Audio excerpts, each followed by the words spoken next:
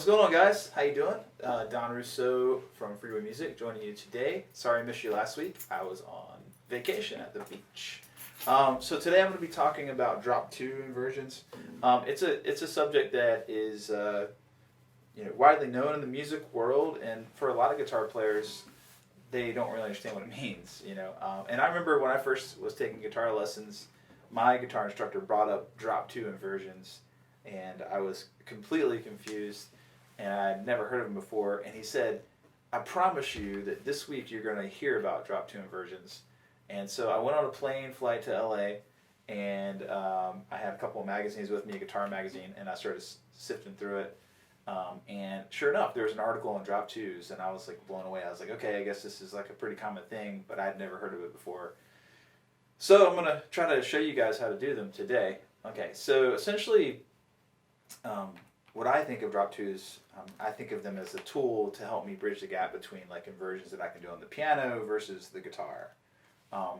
The basic inversions like 1-3-5, 3-5-1, and 5-1-3, those are pretty easy to accomplish on guitar. When you add the 7th to the mix, it gets to be a lot harder because you have a 4th piece, and playing all of the inversions 1-3-5-7, 3-5-7-1, 5-7-1-3, 7-1-3-5 becomes like basically like almost impossible on the guitar.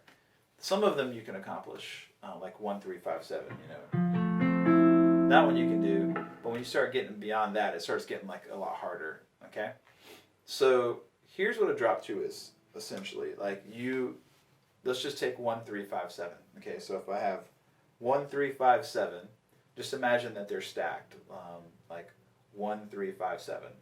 Okay, you take the second highest note, which is the 5, and you move it into the bass. So it becomes 5-1-7-3. Sorry, 5-1-3-7, actually, is what I meant to say. So you take the 5th, and you move to the bass. So normally it would be 1-3-5-7, like this. We'll do it from E. So what I'm going to do is I'm going to take the 5th here, which in this case is a B. I'm just going to move it to the bass. So instead of 1-3-5-7, I'm going to take that 5 here, and it'll be 5-1-3-7, like that. Cool. So for each inversion, you take the second highest note and you move it to the bass. Let's do it with the next one. The next one would be 3, 5. I'm doing it for C now. 3, 5, 7, root. Which you can see, right? I mean, there's really it's like almost impossible to play these notes together unless you like hold them down with 2 hands. I mean, it sounds cool, right? But we can't really execute this on guitar. So I'm going to take the second highest note, the 7, and I'm going to move it to the bass. Okay, so instead of 3, 5, root, 7, take the 7 to the bass. So I'm going to have 7, 3, 5, root. So for me, when I do that one, it's a little rough sounding because when you play a major 7 and you put a root on top, it sounds a little rough. So I like to make that a 9 personally, like this. That's just the way I like to do it. Okay, so we got the first inversion I showed you was taking 1-3-5-7 and making it 5-1-3-7. And you take the second inversion, 3-5-7 root, take that second highest note, which is the 7, down to the bass note, and you come up with 7-5, 7-3, 5 root. Okay. Let's look at the third inversion of a major 7 chord. It would be 5, 7, 1, and then, sorry, I'll do it this way. 5, 7, 1, 3, which is going to be so hard to reach on guitar, right? Another tough one. So 5, 7, 1, 3. So I'll take that second highest one, the root, and I'll put it on the bottom. Root, 5, 7, 3. So instead of having 5, 7, 1, 3. I take that 5, and I mean the 1, and I put it in the bottom, and I get 1, 5, 7, 3. Just like that. So, I've got, that's going to be a really common one. You guys might recognize this one here. This one is actually one you use a lot, like, this used a lot. Like this shape right here in particular, this 1, 5, 7, 3, this A form looking major 7 right here. It's pretty common, right? So far, I've got, I did my first, second, third, and the last inversion would be, normally it would be 7 root 3, 5. So that's pretty cool when I tap it out. Like that. But anyway, again, this is hard to play and execute on guitar. So that's a fun trick if you ever want to try it at home. I'm just holding these 3 in my finger here, using my pinky to strum. Or you can use your thumb. Anyway, so what I'm going to do is take that third and put it in the bass, okay? So now it's going to be 3, 7, root, 5. So that's going to be your substitution for the fourth inversion. I like to think about it, I'm going to try to simplify it for you a little bit right now, okay? That's the explanation of how you come up with the inversions. I'm going to show them to you in a different order. I'm going to start with this one here, root 5, 7, 3. So just, if you remember anything, just memorize these voicings right here. Ready? So your root 5, 7, 3 is going to be the first one, so root 5, 7, 3. The next one, 3, 7, root 5. It's kind of a bit of a stretch, but it's totally worth it because it's such a beautiful sound. Nobody ever uses this major 7 inversion. It's so pretty. And the next one would be 5 root 3, 7. So I got root 5, 7, 3. 3, 7, root 5. 5 root 3, 7. And the last one is 7, 3, 5 root. But I like to take that root and move it up to a 9 like this. When I'm doing the major 7 one in particular. So root 5, 7, 3. 3, 7, root 5. 5 root 3, 7. 7, 3, 5 root. Or 7, 3, 5, 9 if you want to do that substitution I do.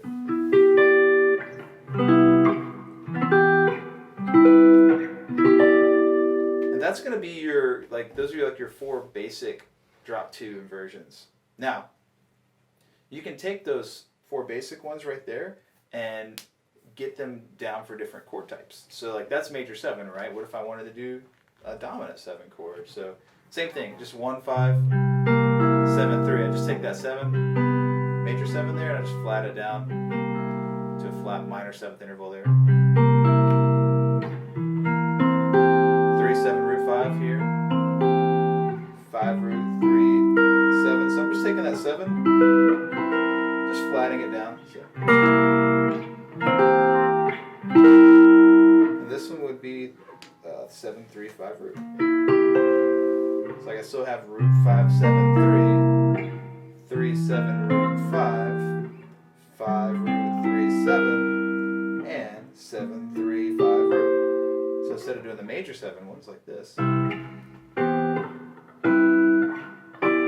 doing dominant 7.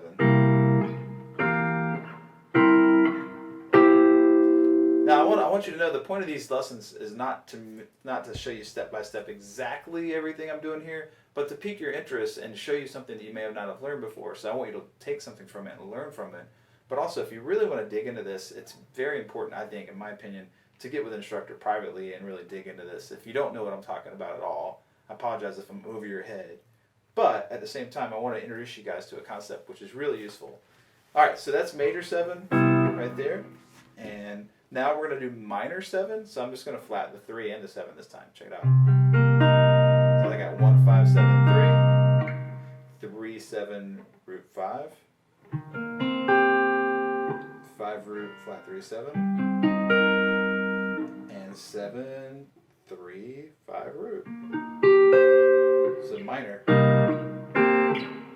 Sorry. So you should be able to do the major 7 ones. 7,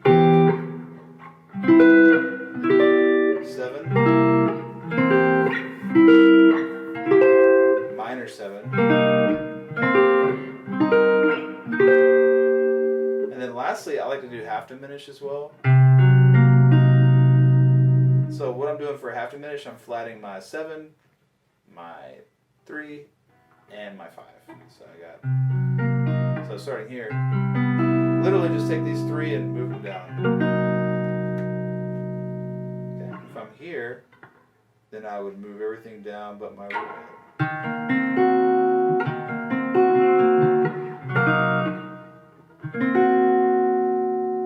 And if I'm here on this one, everything goes down but my root note, right? So it'll be like this.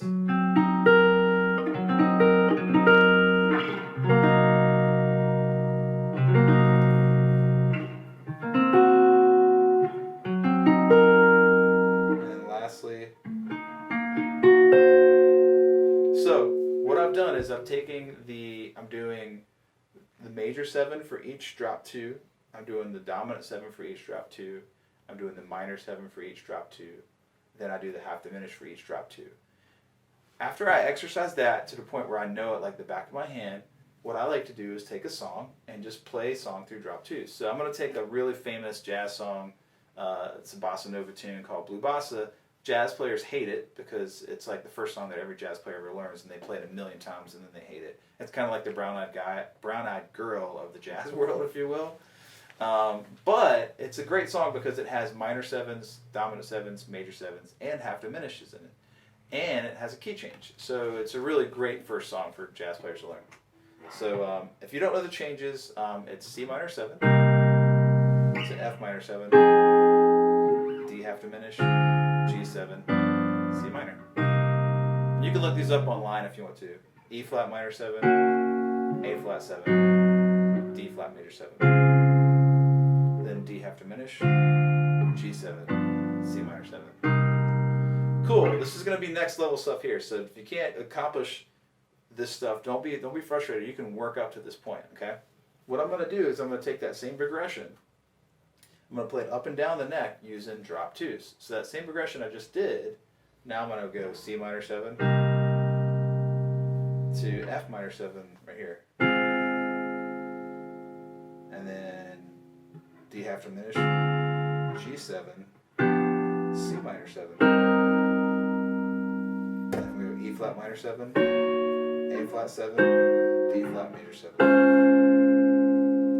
Then I'm going to go D half diminished, G7, C minor.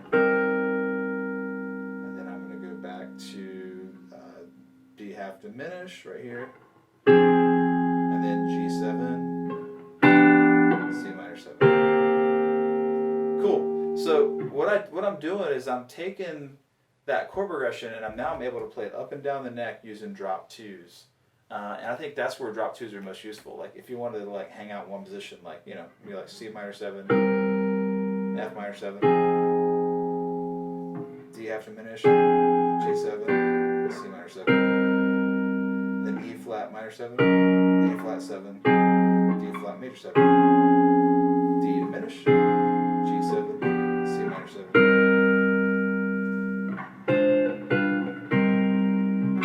So now I'm able to just like hang out in one position and play all the chords without having to move everywhere. And I'm just basically sliding the notes that need to move. And I'm able to move up and down vertically this way, ascending and descending. This way, horizontally is what I meant. And playing the chords up and down the neck, progressing up and down, and not get lost. And so those are drop 2s. So just remember the voicings are 1, 5, 7, 3. 3, 7, root 5, 5, root 3, 7, 7, 3, 5, root. And we get these inversions from your standard inversions by taking the second highest note of the chord and dropping it to the bass. That's why it's called a drop 2. You're dropping the second highest note down to the bass. And it's as simple as that as far as understanding it. Playing it's a whole other animal. Make sure you ask your instructor about drop twos, and if you're not quite ready for those, ask your instructor to prepare you for what you need to learn to get to that point so you can understand it. I hope this has been an educational lesson for you. And if you have any questions, please comment. I'll be happy to reply. If you have something you want to learn about, comment as well. I'll be happy to teach about it. So until next time, see you guys later.